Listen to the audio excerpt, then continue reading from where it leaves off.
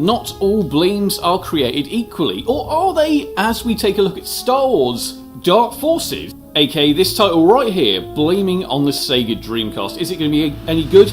I really hope it is, because it is one of my favourite FPSs. Let's take a look. Yes, that's right, all the way back in the mid to late 90s, so 1995 for Mac and MS-DOS, and obviously 1996 for PlayStation 1. That's right, Star Wars Dark Forces was one to really be reckoned with. Obviously, most people coined it as a Doom clone. Yes, that's right. Unfortunately, they did. But yes, it certainly had its own character and identity, and obviously the love for Star Wars is real.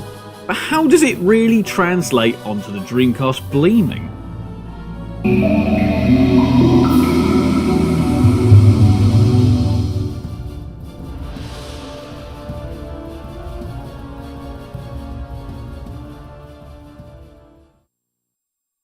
Now, yes, that's right, it does start with the poor FMVs, but does that mean this is the way it's going to go from here? Is it going to be a bad Bleem? Now, to be fair, straight from the menus, you're probably going to think, wow, this actually looks pretty good. Don't get too excited.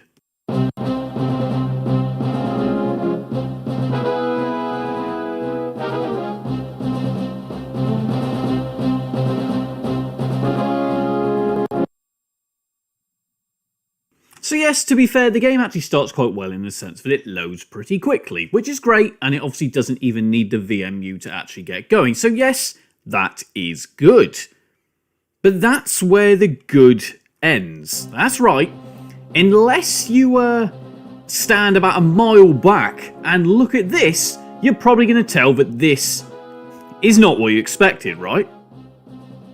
Yes, the sound works great, I'm not going to lie, but can you actually make out a single enemy here? Yes, like I said, maybe if you stand right the way back, you might quite get this. Yes, this is in Star Wars Dark Forces in 8-bit. This is actually how it works, the PS1 version Bleeming on the Sega Dreamcast, which is a shame, because this is really one of my favourite FPSs of all time. Unfortunately, this has actually never been ported over to the Dreamcast. I have a feeling, surely, one day that's going to happen, because, you know, I can't imagine it will be too complex.